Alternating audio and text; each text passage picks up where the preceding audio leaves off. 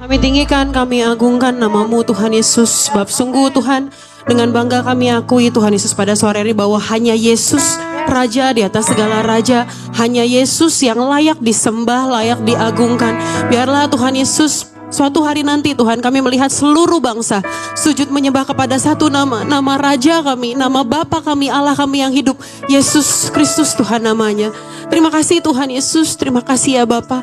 Disenangkanlah Engkau Tuhan dengan pujian dan penyembahan umat-Mu ya Bapa.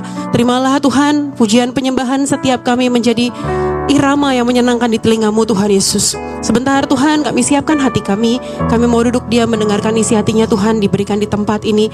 Urapilah hamba-Mu Tuhan. Biar bukan dengan hikmat hamba sebagai manusia hamba berkata-kata. Biar Tuhan sungguh hanya firman yang murni yang Roh Kudus sampaikan di tempat ini. Biar setiap kata kalimat yang hamba ucapkan yang diterima dimengerti oleh jemaat-Mu tepat sama seperti apa yang Tuhan maksudkan untuk disampaikan. Kami mengundang hadirat ruang Maha Kudus memenuhi tempat ini. Kami mengundang Roh-Mu yang kudus menguasai hati, jiwa dan pikiran kami.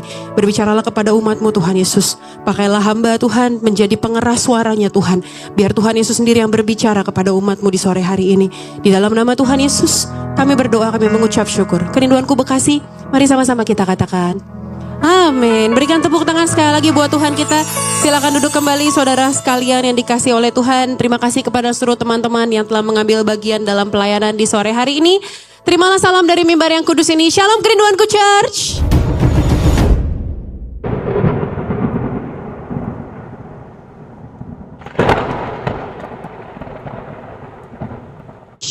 Kurang semangat. Shalom kerinduanku church. Apa kabar sore hari ini? Puji Tuhan, kita udah 2 minggu menuju Natal ya, Bapak Saudara sekalian. Gak nyampe 2 minggu bahkan, kurang lebih 10 hari lagi kita akan menyambut, merayakan, memperingati hari kelahiran Tuhan Yesus. Dan di bulan ini kita masih belajar mengenai satu tema besar, yaitu tentang Savior King, tentang kingship, tentang Yesus sebagai seorang raja. Dan secara spesifik kami mengambil POV Savior King, raja yang menyelamatkan, raja penyelamat. Dan di minggu yang kedua kita akan membahas bahwa Yesus sebagai seorang raja, sebagai Mesias yang akan menyelamatkan, Yesus itu sudah dinubuatkan. Kelahirannya, kehadirannya, kedatangannya sudah dijanjikan. Dijanjikan oleh siapa dan dari kapan, itu yang akan kita pelajari pada sore hari. Saudara siap diberkati, amin?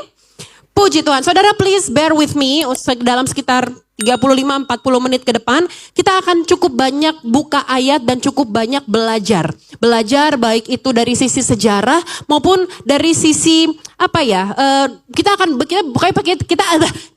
banyak buka ayat dan akan banyak belajar pada sore hari ini. Jadi please kita dalam 35-40 menit ke depan nanti dulu sama WA-nya, nanti dulu sama TikTok-nya, sama Shopee-mu nanti dulu, kita belajar dulu pada sore hari ini. Saya berdoa agar pulang dari tempat ini, pulang dari ibadah di sore hari ini, saudara gak ragu lagi sama hidupmu. Amin. Saudara lebih punya damai sejahtera, saudara gak takut apapun yang tengah engkau alami, musim apapun yang Tuhan izinkan atau kau jalan di hari-hari ini, engkau gak takut. Karena kamu tahu bahwa dia menepati janjinya. Amin. Makanya judul khotbah saya di sore hari ini, He keeps His promises. Dia tidak pernah mengingkari janjinya. Dia mengingat janjinya, dia menggenapi janjinya. Dia bukan Allah yang ingkar janji. Kita akan mulai dengan ini dulu pertama-tama. Kalau kita melihat seluruh Alkitab di perjanjian lama dari Kejadian sampai Maleaki, sebenarnya ada satu benang merah di sana. Dari Kejadian sampai Maleaki, perjanjian lama sebelum Yesus lahir, ada satu benang merah yang sama, yaitu Allah berjanji. Allah mengikat perjanjian dengan Nuh. Allah mengikat perjanjian dengan Abraham, dengan Israel, dan seterusnya. Allah memberikan janji, perjanjian demi perjanjian. Dan satu benang merah ini merujuk kepada tentang pribadi yang akan datang untuk menyelamatkan dan memerintah untuk selama-lamanya. Nah, nubuatan tentang kedatangan Yesus itu dimulai ribuan tahun, jauh sebelum kelahirannya. Kalau kita mau menghitung, kita hidup di zaman hitungan tahunnya Masehi ya. Masehi. Nubuatan tentang Yesus sudah diucapkan, sudah ada dari nabi-nabi ribuan tahun sebelumnya. Prosesnya panjang, prosesnya kompleks, dan sepertinya mustahil. Tapi pada kenyataannya, digenapi tuh. Buktinya apa? Yesus lahir. Amin. Nah, nubuatan tentang sang raja yang akan menyelamatkan ini, mungkin banyak orang berpikir nubuatannya dimulai dari, Nabi Yesaya. Seorang anak telah lahir untuk kita, seorang putra diberikan. Mungkin kita pikir dari Mika di Bethlehem Efrata, kota yang kecil akan lahir bla bla bla bla bla. Mungkin kita pikir dari zaman nabi-nabi, tapi sebenarnya nubuatan pertama tentang Mesias dimulai jauh sebelum itu. Di mana? Kejadian 3 ayat yang ke-15. Nah, loh kok di Kejadian nih tiba-tiba nih. Sama-sama kita baca yuk. 3 2 1. Aku akan mengadakan permusuhan antara engkau dan perempuan ini, antara keturunanmu dan keturunannya akan meremukkan kepalamu dan engkau akan meremukkan tumitnya. Ini bicara tentang Yesus. Tentang Yesus yang akan, ini kan Tuhan lagi ngomong sama si ular. Dia bilang keturunan perempuan ini akan meremukkan kepalamu. Yesus disalibkan di bukit Golgota. Artinya tengkorak. Tengkorak itu tulang di mana? Jadi nubuatan tentang penyelamat sudah dimulai dari sejak manusia jatuh dalam dosa pertama kali. Jadi misi penyelamatannya Allah itu bukan plan B. Misi penyelamatannya Allah dengan memberikan Yesus ke dunia itu bukan rencana yang ya gimana ya udah terlanjur ancur-ancuran nih bangsa Israel nih. No, tapi dari sejak pertama kali buah itu digigit sama manusia, kerak. Rencananya dimulai. Misi penyelamatannya dimulai. Sudah dimulai jauh dari situ. Nah ini disebut, kalau dalam istilahnya disebut proto-evangelium. Atau proto itu artinya pertama, evangelium itu kabar baik, Injil. Jadi Injil kabar baik yang pertama. Lanjut, kita lihat lagi. Nubuatan, kita akan buka dulu. Nubuatan-nubuatan tentang kedatangan Mesias. Yesaya 7 ayat 14. Sebab itu, Yesaya 7, 14.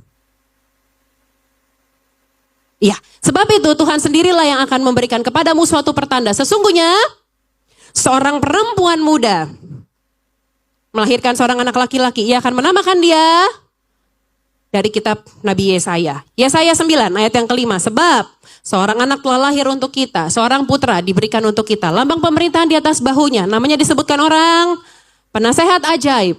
Allah yang perkasa. Bapa yang kekal. Raja damai. Kitab Yesaya ditulis kurang lebih 700 tahun. Sebelum Yesus lahir. Kurang lebih 6-7 abad sebelum Yesus lahir. Mika 5 ayat yang pertama. Tetapi engkau, hai Bethlehem Efrata, hai yang terkecil di antara kaum-kaum Yehuda.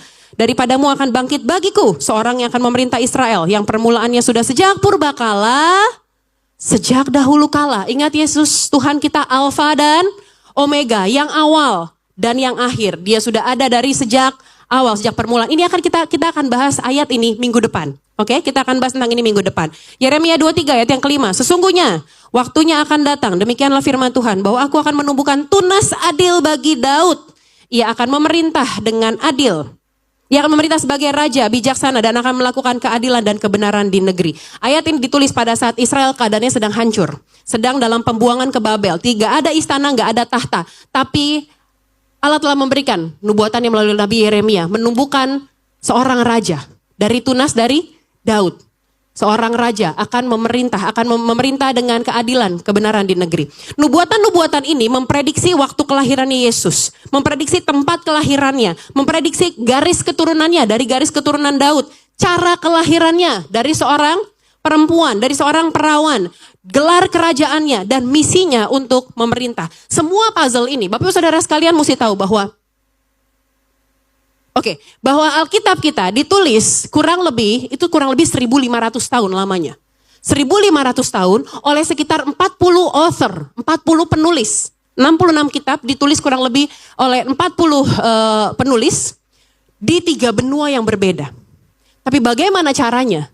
Dalam rentang waktu 1.500 tahun, tidak ada yang bertentangan. Semuanya dari awal kejadian, di tengah-tengah Maleaki, dibuka dengan Matius sampai Wahyu, semuanya benang merahnya merujuk pada satu pribadi yang memerintah, namanya Yesus. Amin. Gak mungkin kalau bukan Roh Kudus yang menjadi satu-satunya penulis, yang memakai 40 orang ini untuk menulis satu cerita yang benang merahnya semua sama. Amin. Inti dari Alkitab adalah manusia gagal, manusia jatuh dalam dosa, manusia tidak bisa meraih kebenaran untuk dirinya sendiri. Manusia butuh juru selamat, Allah memberikan juru selamat yaitu dirinya sendiri dalam rupa Yesus. Dan dia mati, bangkit, naik ke sorga dan akan datang kembali. Intinya itu Alkitab kita. Amin. Nah hari ini ada 2 hal kebenaran firman Tuhan yang akan saya bagikan kepada saudara sekalian. Saudara siap diberkati? Amin. Yang pertama, janjinya menembus segala masa. Janji Tuhan menembus segala masa. Kelahiran Yesus adalah peristiwa sejarah yang dipersiapkan dengan precise, dengan teliti, dengan tepat seada-adanya. Kita akan belajar sedikit, oke? Ada seorang matematikawan, namanya Dr. Peter Stoner. Profesor Peter W. Stoner. Dia adalah seorang profesor matematika dan astronomi. Dia mantan chairman dari Department of Mathematics and Astronomy di Pasadena City College. Dia pendiri American Scientific Affiliation. Ini adalah kelompok ilmuwan Kristen. Dan dia mempublikasikan penelitian dalam buku Science Speaks di tahun 1963. Apa isi penelitiannya? Jadi gini, dari total nubuatan mesianik, nubuatan tentang Mesias, itu kurang lebih ada sekitar 300 nubuatan, kurang lebih. Peter Stoner, seorang ahli matematika, dia ambil 8 saja, 8 dulu. 8 nubuatan tentang Yesus yang paling utama. Yang paling utama dalam artian gini, dia ambil yang paling jelas, yang paling spesifik. Itu pertama, lahir di Bethlehem. Tadi kita baca ayatnya ya, dalam Mika 5 ayat yang pertama. Lahir dari seorang perawan, Yesaya 7 ayat 14. Masuk Yerusalem menunggang keledai, ditulis dalam Zakaria. Dikhianati dengan 30 keping perak, sudah dinubuatkan juga di kitab Zakaria. Lalu uang pengkhianatannya dipakai untuk memberi ladang tukang periuk. Tangan kakinya ditusuk, tidak satu pun tulangnya dipatahkan. Dan dia dikubur di kuburan orang kaya. 8 dulu deh yang paling utama. Dia menghitung peluangnya. Setelah dia hitung, hasilnya, kemungkinannya 8-8-nya ditepati, 8-8-nya terjadi as it is, 8-8-nya terjadi. Kemungkinannya 1:10 dengan 17-0 di belakangnya. Jadi ibaratnya dari 100 kuadriliun. Dari 100 kuadriliun kemungkinan, hanya 1 peluangnya terjadi, 8-8-nya digenapi. Oke, kalau diibaratkan, ini muka-mukanya mulai bingung nih. Perasaan mau ibadah gue. Kenapa belajar matematika sih? Dulu matematika gue 4 lagi. Enggak, tenang. Saya akan berusaha untuk bikin ini sesederhana mungkin. Saya berdoa Roh Kudus menyederhanakannya dan saudara bisa mengerti dengan baik. Amin. Saya juga nggak ngerti kok sebenarnya. Jadi gini, kalau diibaratkan, itu seperti dataran Texas, negara bagian, bukan Texas Fried Chicken, bukan. Seperti dataran negara bagian Texas. Saya cari luasnya Texas tuh kalau di Indonesia kurang lebih kayak apa. Dalam luasnya, dalam hitungannya, itu seperti kurang lebih 90%-nya Pulau Papua. Bayangin Pulau Papua itu salah satu pulau terbesar di dunia, kurang lebih 90%-nya. Oke, kurang lebih 90%-nya ditumpukin koin sampai 60 cm dan memenuhi area itu. Kemudian ada satu orang buta, kita tandain koinnya satu, kita kasih bintang gitu misalnya koinnya. Lalu kita sebar di wilayah sebesar itu, ditumpukan koin 60 cm. Lalu kita taruh orang buta, kita suruh orang buta itu ambil satu koin, dan dalam percobaan pertama harus langsung dapat koin yang dibintangin tadi. Secara logika, mungkin atau enggak? Ya mungkin. Dia menghitung baru 8, kemungkinannya seperti itu. Dia coba hitung lagi, 48 nubuatan mesianik yang digenapi oleh Yesus dan terbukti digenapi oleh Yesus menurut Alkitab. Dia hitung kembali, kalau 48 nubuatan, itu peluangnya 1:10 dengan 157-0 di belakangnya. Tuh, saya juga gak ngerti kenapa yang bikinin slide saya rajin banget ngitungin itu. Itu kalau 48. Sebagai perbandingan, jumlah atom di alam semesta kita, itu ada 10 dengan 80-0 di belakangnya. Ini hampir 2 kali lipatnya. Setidak mungkin itu. Tapi Yesus diyakini memenuhi nubuatan mesianik lebih dari 300. Gak ada orang yang mampu menghitung peluangnya. Tapi in fact, kenyataannya, semua nubuatan mesianik digenapi oleh Yesus Kristus, Raja di atas segala raja. Amin.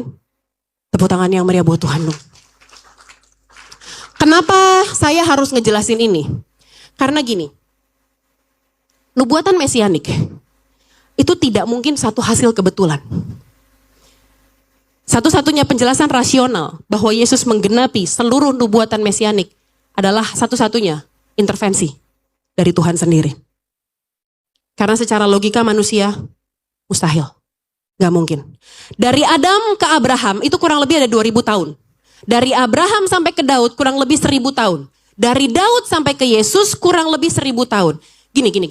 Kita kalau misalnya dikasih janji sama orang. Janji nih, gue janji deh, nanti minggu depan utang lo gue bayar. Sering mendengar janji itu? Sudah datang penggenapan janjinya? Sabar Bu, sabar. Soal gitu kan, pinjam duit dong. Gue janji deh nanti minggu depan gue gajian kok, gue ganti deh. Kita akan nungguin kan minggu depan. Mana nih orang nih? Kita tungguin. Kita nungguin kalau orang janji sama kita aja gak sabaran. Buat kapan sih nih orang, apalagi kalau dijanji misalnya 7 bulan lagi deh, 8 bulan lagi deh. Begitu itu orang gak kedengeran, kita mulai bertanya-tanya, jangan-jangan dia lupa sama janjinya. Mana tuh orang tuh? Kita mulai datang ke keluarga, lu tahu dia di mana gak sih? Kenapa emang dia minjem duit gue? Dia janji balikin tapi belum balik-balik loh. Masih ada kan dia, masih hidup kan dia? Lu punya nomor teleponnya gak? Kita mulai berusaha cari, kita mulai ragu apakah dia ingat sama atau tidak dengan janjinya. Kita mulai berpikir jangan-jangan dia pura-pura lupa, jangan-jangan dia pergi, jangan-jangan whatever. Tapi Allah berjanji dari sejak Adam jatuh dalam dosa, manusia jatuh dalam dosa. Allah sudah berjanji memberikan Mesias, memberikan penolong, penyelamat buat kita. Walaupun lewatin ribuan tahun, lewatin berbagai tantangan, lewatin kerajaan Israel terpecah, bangsa Israel memberontak, ini itu, perang di mana-mana dan lain-lain. Bahkan Yesus sendiri hampir dibunuh. Yesus sendiri kelahirannya hampir dibunuh oleh Raja Herodes, diincar nyawanya. Melewati itu semua, tapi janjinya digenapi. Janjinya gak pernah gagal, janjinya digenapi. Kalau janji tentang Mesias yang begitu kompleks, begitu besar, begitu kelihatannya mustahil saja digenapi, can you imagine apa yang dia janjikan pada hidupmu? Masa sih dia gak genapin? Masa sih dia lupa sama perjanjiannya sama hidupmu dan hidupku? Masa sih ketika dia berjanji dia akan mencukupi segala yang kamu perlukan. Dia berjanji dia mendandanimu, dia berjanji dia mendampingimu, dia tidak akan meninggalkanmu, tidak akan melupakanmu. Masa sih dia lupa? Janji tentang Mesias yang sebegitu kompleksnya, sebegitu panjangnya, dia tepati. Apalagi janjinya tentang hidupmu. Kenapa kita takut Allah lupa sama kita? Kenapa? Yang isu yang paling utama untuk manusia itu apa sih? Bukan uang, Pak. Isu paling utama buat manusia apa sih? Keselamatan. Karena manusia gak akan pernah bisa beli keselamatan sendiri, gak akan pernah bisa. Kalau itu saja, kebutuhan dasar manusia. Kebutuhan dasar manusia. Kalau kita dulu di pelajaran PLKJ, PLKJ ya? Ada gak sih PLKJ ya dulu ya? Kita belajar itulah pokoknya. Kita diajar kebutuhan dasar manusia apa? Sandang, pangan, papan. Makanan, minuman, tempat tinggal, pakaian. Tapi kalau kita mau telik lebih dalam, kebutuhan dasar manusia adalah keselamatan. Kebutuhan dasar setiap kita adalah juru selamat. Kebutuhan dasarmu, kebutuhan dasarku, dia tepati. Dengan dia berikan dirinya sendiri dalam rupa Yesus untuk memberikan keselamatan buat kita. Masa sih hal-hal yang kayaknya sepele buat Tuhan, dia lupa. Masa sih untuk bayar sekolah anakmu dia lupa? Masa sih untuk kesehatanmu dia lupa? No, dia gak pernah lupa sama perjanjiannya. Dia mengingat perjanjiannya sekalipun mungkin kita harus menunggu. Ribuan tahun bangsa Israel menunggu. Sampai hari ini mereka masih menanti karena mereka gak percaya bahwa Yesus adalah Mesias. Sekalipun kita diminta untuk menunggu sampai janjinya digenapi, please percaya aja. Karena dia gak pernah lupa sama perjanjiannya. Jangan kayak bangsa Israel gitu. Ingat gak bangsa Israel? Ketika Allah udah dampingin mereka, Allah ngelepasin mereka dari Mesir, Allah belah laut depan mata mereka, Allah menolong mereka, membebaskan mereka. Ketika Musa dipanggil ke Gunung Sinai untuk ketemu dengan Allah, mengikat perjanjian, ya dikasih perintahnya. Nggak lama, 40 hari.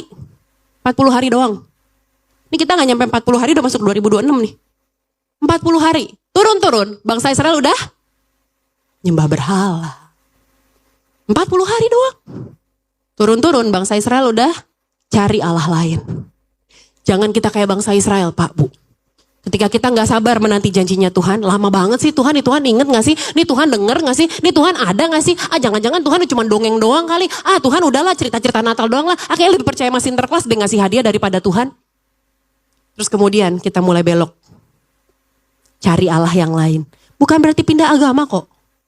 Tapi mulai cari pertolongan dari manusia, ngandalin manusia, menaruh pengharapanmu kepada manusia, kepada kekuatanmu sendiri. Padahal ketika dia berjanji, dia pasti genapi.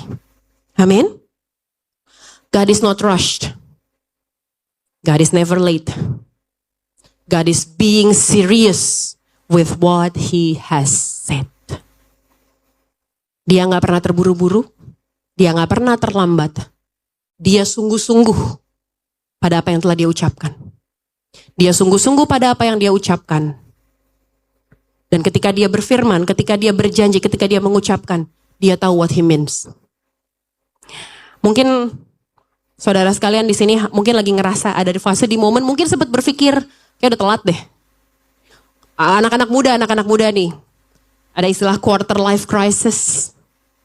Ketika umur 25, 22, 23, 24, 25 tuh masa-masa krisis gitu. Mulai ngelihat, temen umur 22 udah S2. Udah dapat kerja. Saya masih ngelamar, masih maju ke depan minta doa pendeta, doain pekerjaan. Teman-teman saya anaknya udah pada 2. Udah lagi SMP, lagi sibuk nganterin anaknya lagi perayaan Natal di sekolah. Saya masih nangisin mantan. Mungkin kau ngerasa hidupmu telat. Mungkin kau ngerasa udah lewat deadline-nya. Mungkin ada yang telat masuk kuliah, ada gap year. Dari SMA gak bisa langsung masuk kuliah karena ekonomi dan lain-lain. Mungkin ada yang ngerasa telat naik jabatan. Yang selifting, yang seangkatan, udah pada jadi jenderal. Saudara masih belum. Mungkin ada yang ngerasa telat sembuh. Udah terlalu lama nih, kemo lagi. Udah 1 set 6 kali, masih lanjut lagi 12 kali. Masih harus lanjut radiasi. Tapi satu yang mau saya katakan pada sore hari ini, gini loh. Pergumulan terbesarnya manusia adalah karena kita gak bisa ngerti waktunya Tuhan. Dan emang kita gak bisa ngerti. Kenapa? Karena kita hidup di bawah hukum waktu. Timeline-nya Tuhan di kekekalan. Makanya kadang kita gak ngerti, kita pikir Tuhan terlambat. Padahal di timeline-nya Tuhan, dia di atas waktu, dia melihat enggak kok. God is still in control. Dia masih terus pegang kendali, dia melihat. Dia sudah tahu awal dan akhirnya, dia tahu semuanya. Dan gak ada kata terlambat di hadapan Tuhan. Amin. Yesus adalah jawaban atas kebutuhan kita yang paling dasar, keselamatan. Amin. Dialah Raja penyelamat kita. Yosua 21 ayat 45. Kita baca sama-sama yuk. Baca dengan suara yang lantang, baca dengan iman penuh kepada Tuhan Yesus. 3, 2, 1. Dari segala yang baik yang dijanjikan Tuhan kepada kaum Israel, tidak ada yang tidak dipenuhi. Semuanya, kalau Tuhan berjanji, dia pasti penuhin. Dia bukan manusia yang lupa sama perjanjiannya.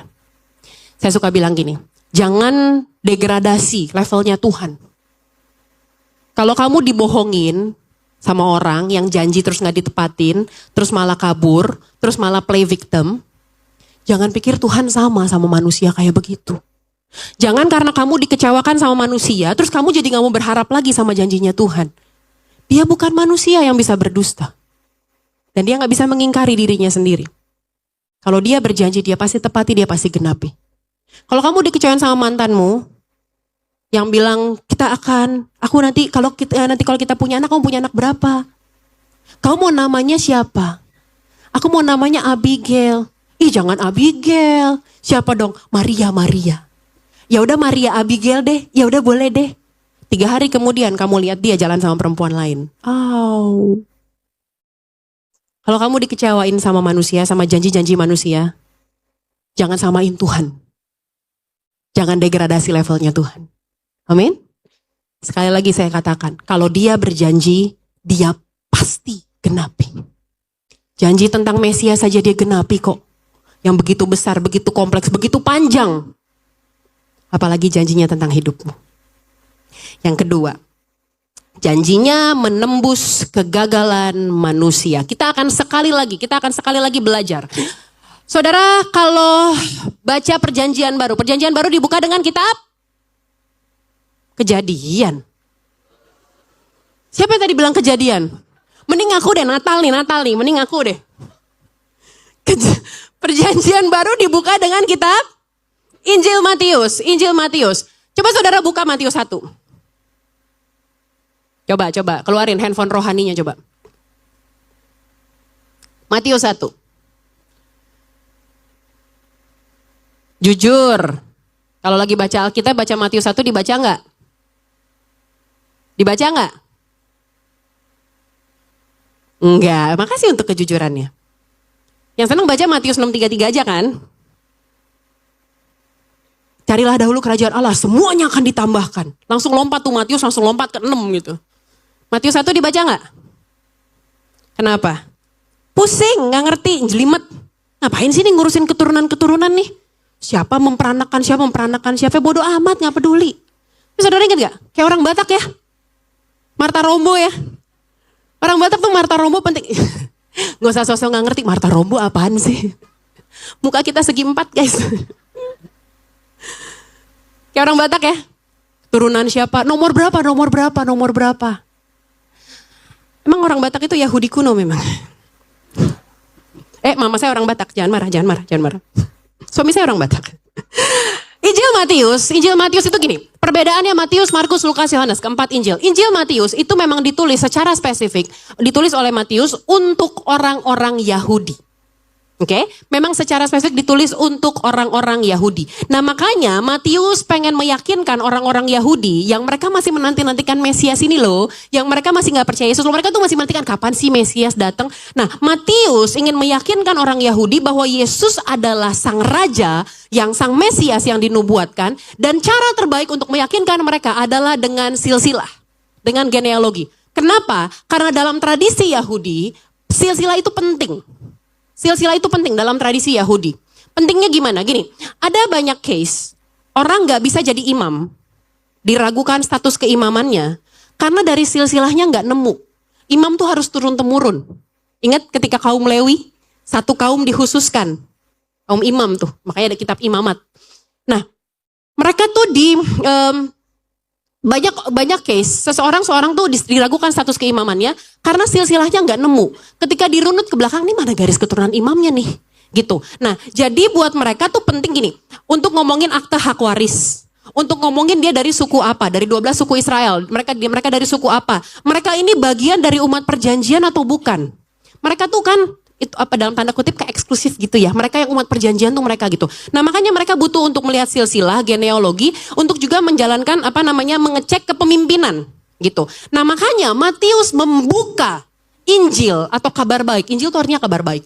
Dengan bilang, Matius 1 ayat yang pertama, baca sama-sama. Matius 1 ayat yang pertama. Inilah silsilah Yesus Kristus. Ditegaskan, anak Daud, anak Abraham. Kenapa? Kenapa mesti dibilang anak Daud, anak Abraham? Anak Daud, bicara soal status kerajaannya Yesus. Daud itu raja. Bicara soal status kerajaannya. Dan kemudian dikatakan anak Abraham. Kenapa? Bahwa Yesus dinyatakan dia adalah pewaris janji itu. Makanya ditegaskan oleh Matius, anak Daud, anak Abraham. Matius, gini, makanya kalau Jawa ada bibit bebet bobot. Kalau ada anakmu bawa pacar ke rumah, si orang tua nanya kan, tinggal di mana? Kalau dibilang di Pondok Indah om, langsung dipanggil, sini dulu nak, panggil anak perempuannya, ketemu di mana? Pinter juga kamu. Kalau coba, tinggal di mana? Pondok Rangon om. Napak tanah nggak dia? Napak tanah nggak? Makanya ada istilah bibit, bebet, bobot. Dilihat karakternya, keturunannya, pekerjaan, posisinya seperti apa. Nah, dari sini kita akan belajar dua hal. Yang pertama, humanity-nya Jesus. Kemanusiaannya Yesus. Kalau kita lihat genealoginya Yesus, saudara silakan, kalau misalnya nggak pernah dibaca, coba baca deh. 17 ayat itu tuh. Saya merasakan tatapan-tatapan penolakan di sini. You wish, pastor, nggak akan saya baca, pusing, ngantuk. Atau kalau nggak bisa tidur, nanti kalau malam nggak bisa tidur baru saya baca deh, siapa tahu saya ngantuk gitu kan. Kalau saudara baca genealoginya Yesus 17 ayat ini di Matius pertama, saudara akan melihat isinya. Ini orang-orang yang kayaknya nggak cocok deh jadi nenek moyangnya Yesus deh. Yesus kan mulia ya, Yesus kan anak Allah yang maha tinggi ya. Dia kan gak berdosa ya. Tapi kok nenek moyangnya begini ya? Kenapa? Genealoginya Yesus gak kinclong.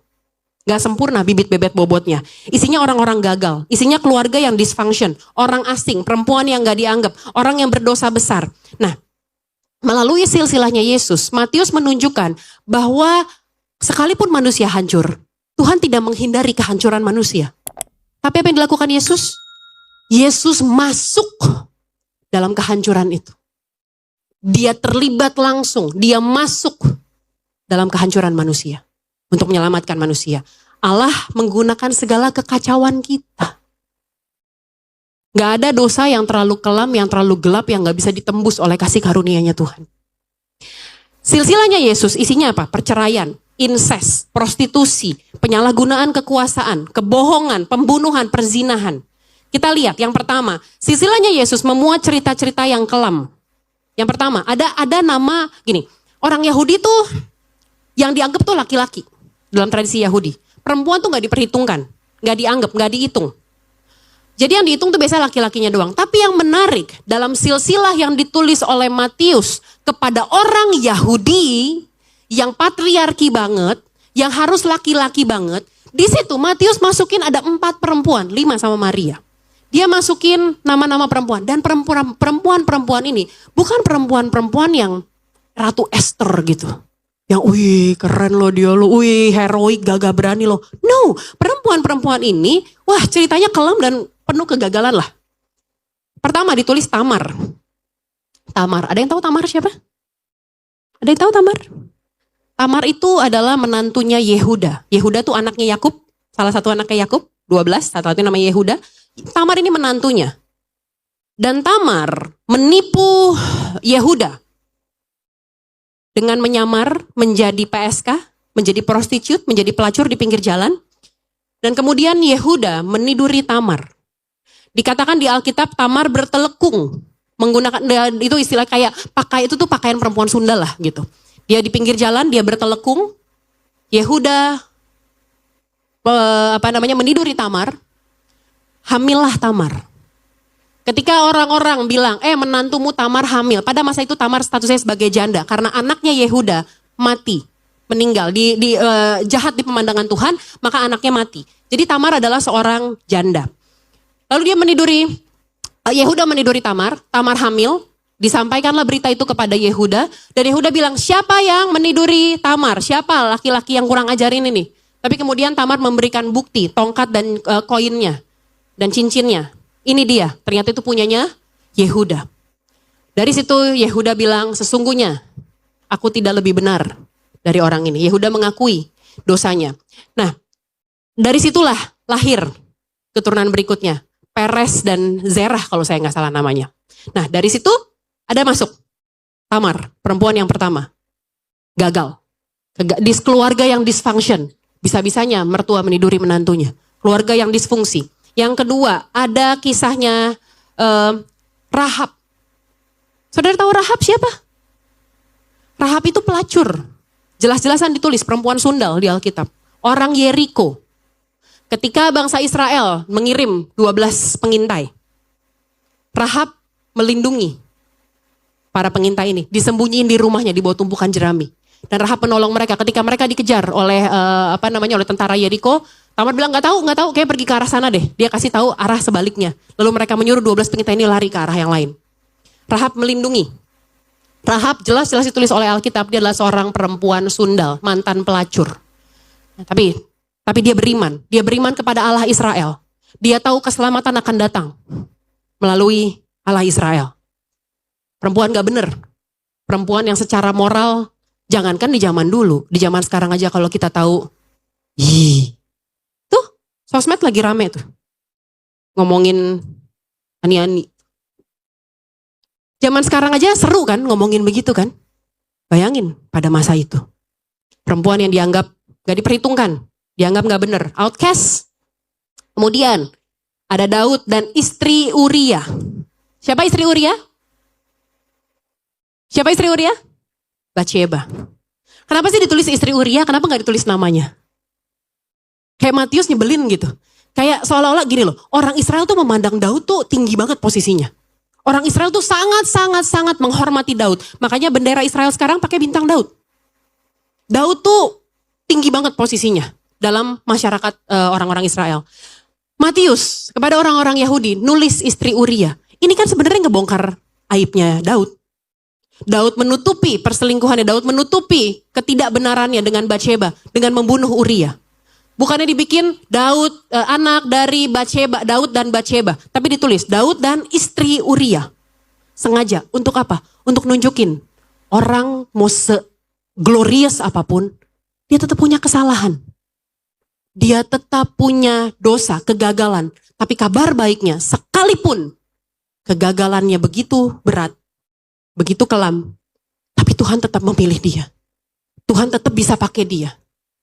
Amin. Berikutnya ada, setelah Batsheba, baru kemudian ditulislah Maria. Dari rahim Maria, lahirlah Yesus. Orang-orang ini adalah orang luar, Gentiles, bukan orang Yahudi.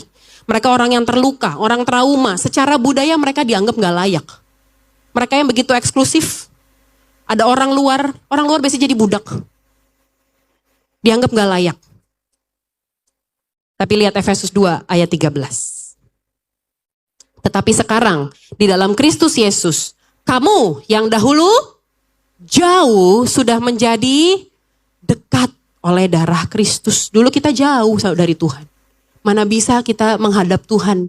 Dosa pelanggaran kita. Upah dosa adalah maut. Enggak dibilang upah dosa adalah denda. Upah dosa maut. Enggak ada dosa besar kecil di hadapan Tuhan. Enggak ada gitu. Oh, kalau kamu mencuri uang ibumu di bawah 1 juta, hukumannya kamu ganti 500.000. Kalau kamu mencurinya 1 juta sampai 5 juta, hukumannya dipermalukan depan orang. Oh, kalau kamu ketahuan berzina, baru hukumannya A, B, C, D, E. Oh, kalau yang paling parah nih, nggak ada. Alkitab upah dosa adalah maut. That's it. Nggak ada dosa besar, nggak ada dosa kecil. Tapi Yesus diberikan buat kita, yang dijanjikan ribuan tahun, dia diberikan buat kita untuk membayar harga dosa itu, memakukannya di atas kayu salib. Sehingga kamu dan aku sekarang orang benar di hadapan Tuhan. Asal kita hidup di dalam Yesus. Yesus bukan hanya datang untuk orang yang hidupnya rapi gitu, sempurna. Gak ada orang hidupnya sempurna, gak ada. Setiap kita sin differently aja gitu. Dosa kita masing-masing beda-beda aja. Tapi kita semua orang berdosa.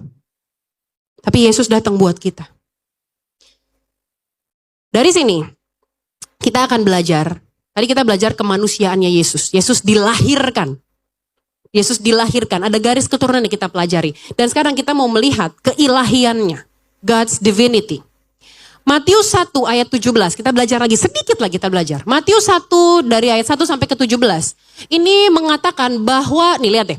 Jadi seluruhnya ada 14 keturunan. Dari Abraham sampai Daud. Lalu kemudian 14 keturunan. Dari Daud sampai pembuangan ke Babel. Dan 14 keturunan dari pembuangan ke Babel sampai Kristus. Ketika Alkitab mengulang-ulang sesuatu, ada sesuatu yang besar di situ. Ada makna yang kuat di situ. Ada makna yang besar. Kenapa diulang-ulang? 14.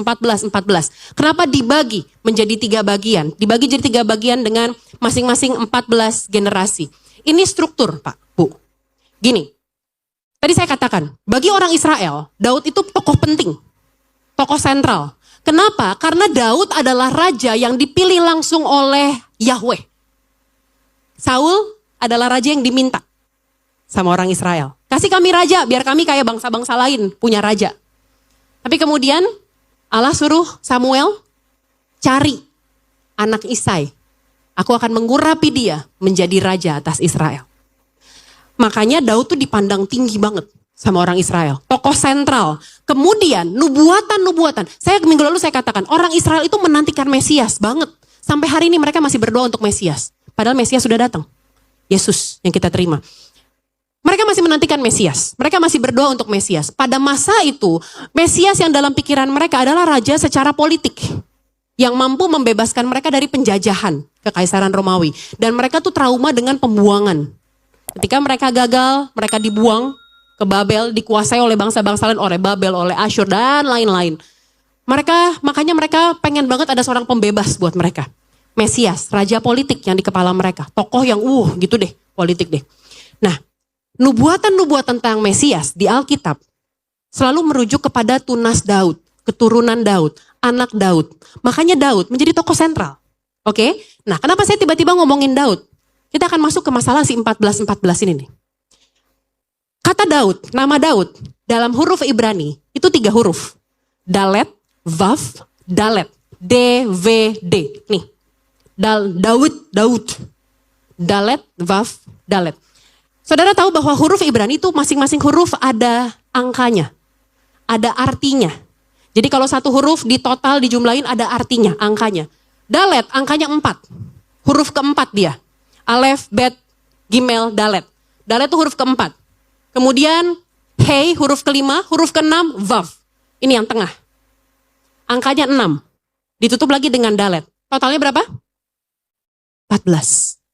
Matius mau bilang, dari sejak awal, sampai lahir Daud, sampai pembuangan mereka dalam penjajahan, dalam titik lemahnya mereka, dalam keberdosaannya mereka, makanya Tuhan mengizinkan mereka dikuasai oleh bangsa-bangsa lain. Karena Allah marah sama mereka, karena mereka betul terus menyimpang. Sampai lahirlah Yesus. Semua merujuk kepada nubuatan itu. Lahir dari tunas Daud. Menegaskan posisinya Yesus sebagai raja. Bergerak menuju seorang raja yang dipandang tinggi sama orang Israel. Tapi raja itu Yesus. Dia tuh mau bilang, rajanya tuh yang ini nih. Yang kamu nanti-nantikan tuh yang ini nih. Kamu kan mandang tingginya Daud nih. Nih, aku kasih clue demi clue. 14, Yesus. Know what I mean? Nah, maksud saya sampai di sini? Cerita ini, genealogi ini, silsilah ini, mau bilang gini, Allah pakai orang baik, Allah bisa pakai orang baik. Ya, of course. Tapi Allah juga bisa pakai orang yang berdosa kok. Allah bisa pakai orang yang taat, Daud. Tapi Allah juga bisa pakai orang yang gagal kok. Daud juga orang yang gagal. Dia membunuh Uria, melakukan pembunuhan, konspirasi untuk menutupi kesalahannya, menutupi perzinahannya. Allah mau bilang, aku bisa pakai orang suci, of course, crystal clear, tapi aku juga bisa pakai orang berdosa. Tamar dipakai oleh Tuhan, Rahab dipakai oleh Tuhan. Ruth itu orang asing, dia orang Moab. Kalau saudara baca di Alkitab, Allah tuh benci banget. Kayak, lu orang Israel jangan deket-deket deh. Sama ini nih bangsa Edom, Moab, dan lain-lain. Diadakan permusuhan. Tapi Ruth orang Moab. Tapi dari garis keturunannya, Ruth menikah dengan Boas. Kemudian jadi nenek moyangnya Daud. Aku mau bilang, kegagalanmu bukan big deal buat Allah. Jangan pikir kalau saya punya masa lalu kelam, Pastor. Saya pernah di penjara, Pastor. Saya dulu, kemarin Pastor Fanny ketika naik taksi dari daerah Jakarta menuju ke sini, Pastor Fanny cerita. Dia dapat driver Grab. Ngobrol-ngobrol, mau kemana Bu? Jauh banget ke Bekasi dari Jakarta Barat. Oh saya mau ke gereja. Jauh banget Bu gerejanya. Ngobrol. Dan dilihat karena secara fisik, Pastor Fanny yakin, oh ini kayaknya orang Kristen nih. Bapak gereja di mana? Saya udah lama gak ke gereja Bu. Oh kenapa Pak? Awalnya gak mau cerita. Ujung-ujungnya dia bilang, saya gak merasa gak layak. Kenapa Pak? Dia dulu bandar narkoba. Dia merasa gak layak. Banyak orang merasa terlalu gelap, terlalu kelam. Masa lalu muda saya hancur banget. Saya gak pinter. Saya bukan siapa-siapa. Keluarga saya biasa-biasa aja. No. Jangan pikir itu bisa membatasi pekerjaan Allah dalam hidupmu. Orang-orang gagal ini yang ditulis oleh Matius membuktikan bahwa kegagalannya tidak dapat menghentikan rencananya. Rencananya pasti digenapi. Teman-teman pemusik boleh standby maju ke depan yuk. Rencananya pasti digenapi. Roma 11 ayat 36 bilang begini. Sebab segala sesuatu adalah dari Dia, oleh Dia, dan kepada Dia. Karena fokusnya tuh bukan kita. Kita bukan the main character, kita bukan pemeran utama dalam seluruh kisah kehidupan alam semesta ini, bukan. Kita tuh bukan pusat alam semesta, bukan. Pusatnya adalah Yesus. Dan kita tahu betapa besarnya kasih karunia-Nya Tuhan dalam hidup kita. Betapa indahnya, betapa mulianya, betapa tingginya, betapa agungnya. Dan gak ada satupun dosa, kesalahan, kegagalan kita, kelemahan kita yang bisa membatasi pekerjaannya. Karena bukan kita intinya, bukan kita pemeran utamanya. Segala sesuatu adalah dari Dia, oleh Dia, kepada Dia. Fokusnya Dia. Jadi hari ini kalau engkau ngerasa hidupmu gagal, engkau ngerasa udah gak ada harapan, engkau udah ngerasa kayaknya gak mungkin lah, gak mungkin sembuh lah, udahlah pernikahan ini gak mungkin diselamatkan lah, aduh anak saya udah terlalu hancur pastor, aduh parah banget, aduh suami saya udah bertahun-tahun gak pernah pulang pastor, aduh suami saya kejebak sama kuntilanak pastor, whatever it is, aduh saya sakit, saya udah divonis dokter bla bla bla segala macem. Gak ada satu hal pun yang mengejutkan Tuhan dan bikin Dia bisa membatalkan rencananya dalam hidupmu. Gak ada satu yang bisa bikin Tuhan kaget gitu. Oh, bandar narkoba, gimana nih? Terus dia diskus sama malaikat-malaikat gitu. Mal, sini mal. Mal praktek. Malaikat, mal sini mal. Kenapa? Tuh si Manda. Kenapa Tuhan? Sebenarnya kan aku punya rencana ya sama hidup dia ya. Aku tuh sebenarnya pengen pakai dia untuk ini. Wih keren banget Tuhan. Tapi lihat deh. Dia ternyata galak sama anaknya. Oh, terus gimana dong Tuhan? Gak jadi kali ya? Kok Tuhan tukang rumpi kayak gini ya? Gak jadi kali ya? Gak ada. Kalau dia udah berjanji, dia terobos, dia tabrak. Janjinya harus digenapi. Rencananya pasti digenapi. Janjinya menembus kegagalan manusia. Kadang fondasi hidup kita tuh salah. Kita mungkin mengandalkan ambisi kita. Ambisi itu bukan hanya buat diri kita sendiri loh. Kadang-kadang ambisi kita bebankan ke pundak anak-anak. Yang pengen jadi dokter, saudara, mamanya, papanya. Anaknya yang dipaksa jadi dokter, padahal dia pengen jadi musisi.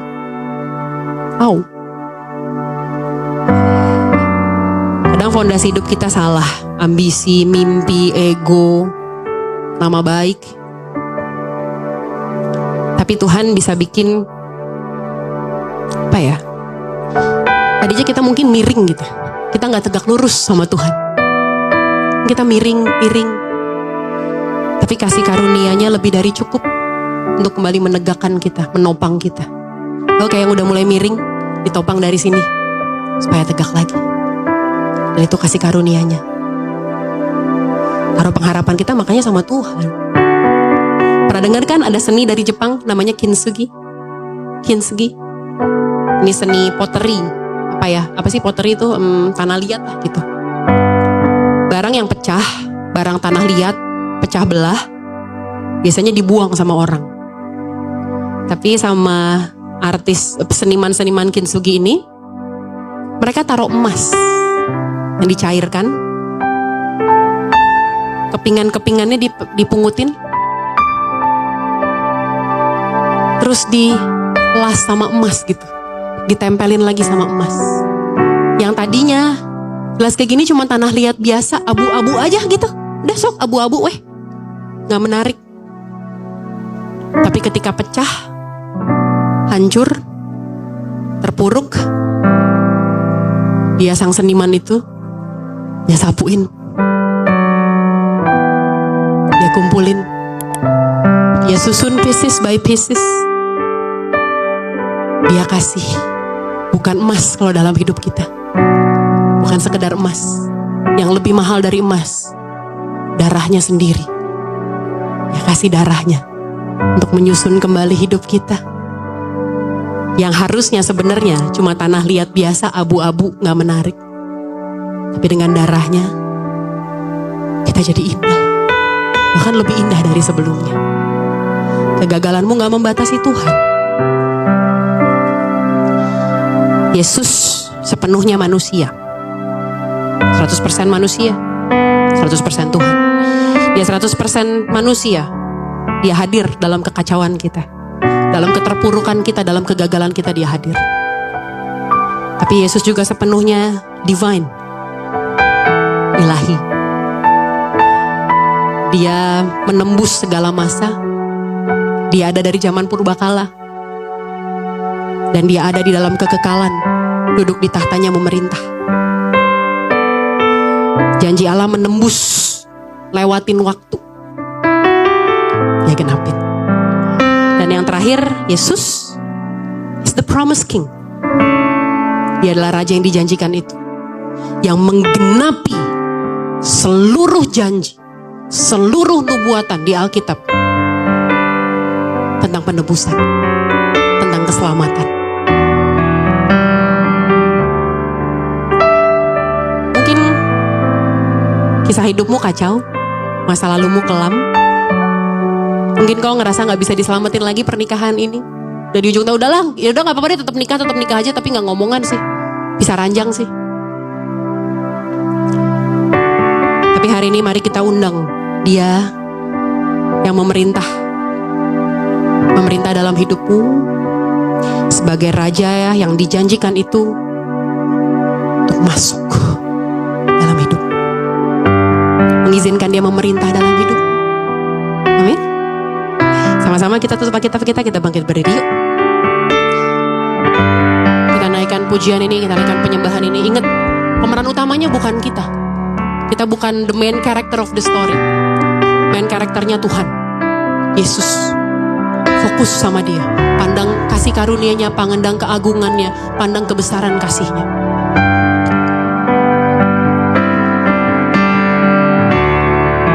Yuk panggil namanya. Yesusku, penyelamatku, tiada yang seperti Engkau. Setiap hari ku memuji keajaiban kasih-Mu. Dia penghibur, Dia pelindung. Tidakkah hatimu berlimpah dengan sukacita mengetahui bahwa Dia menggenapi janjinya, bahwa Dia gak pernah lalai, Dia tepati seluruh janji. Biarlah semua yang bernafas, angkat tanganmu sembah Tuhan, tak berhenti menyembah-Mu.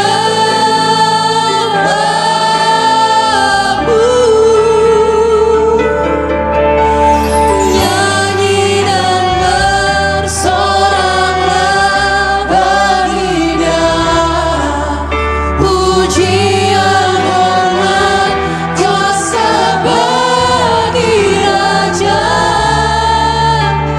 Gunung tunduk, laut bergelora, mendengar nama-Mu. Ku bersuka atas perbuatan-Mu, selamanya ku kasihi Engkau Tuhan. Tiada janji seperti yang ada padamu. Lebih sungguh lagi, panggil namanya Yesus, Raja Penyelamat. Yesusku, penyelamatku, tiada yang seperti Engkau. Setiap hari yang ada padamu. Sekali lagi, lebih sungguh lagi bahwa sembahmu di hadapan Raja sekarang.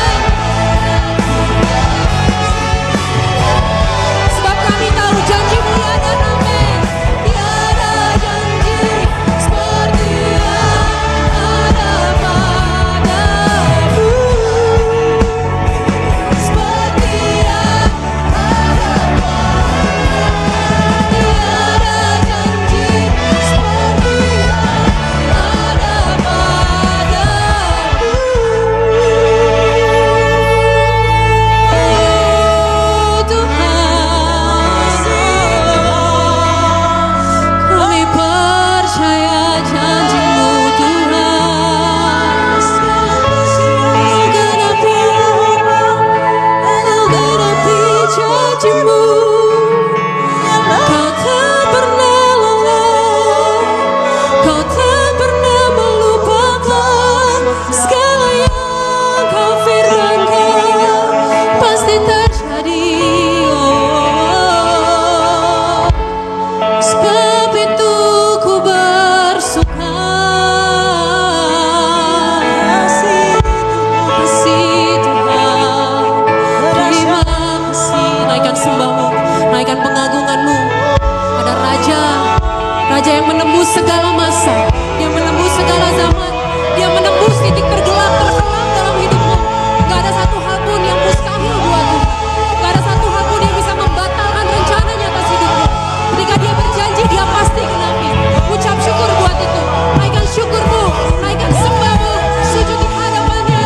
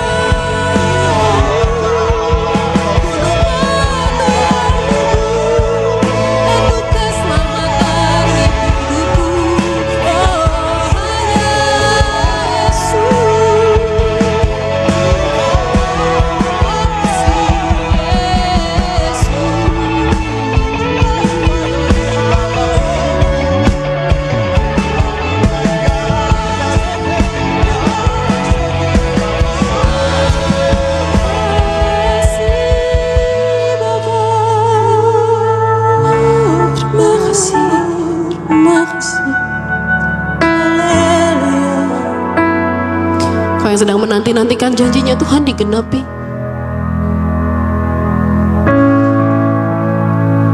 Biar imanmu tetap teguh,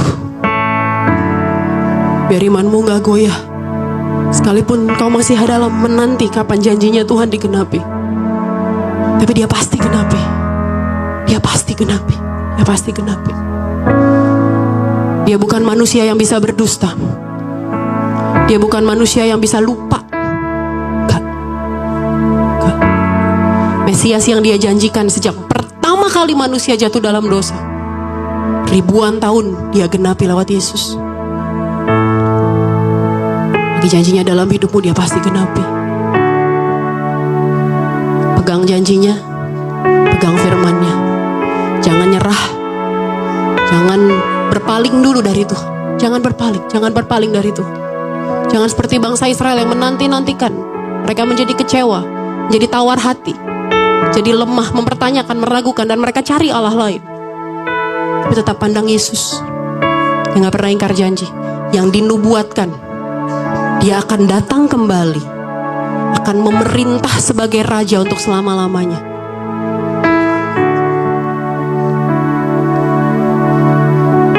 Sekalipun kau ngerasa kau gak qualified,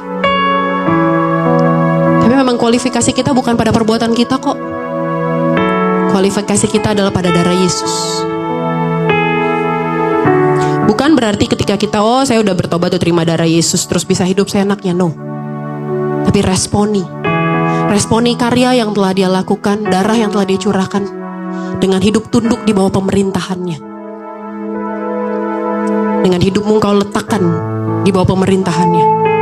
Taat, hidup dalam pertobatan, hidup benar berkenan di hadapan rajamu. Karena rajamu telah melakukan segala yang baik dalam hidupmu. Mantrakanlah firman-Mu Tuhan Yesus, berakar, bertumbuh dan berbuah lebat dalam kehidupan setiap kami di tempat ini Tuhan. Sekalipun kami masih harus menanti janjinya Tuhan, tapi biarlah Tuhan Yesus iman kami tidak lemah. Roh Kudus yang terus meneguhkan kami Tuhan untuk pegang janjinya Tuhan.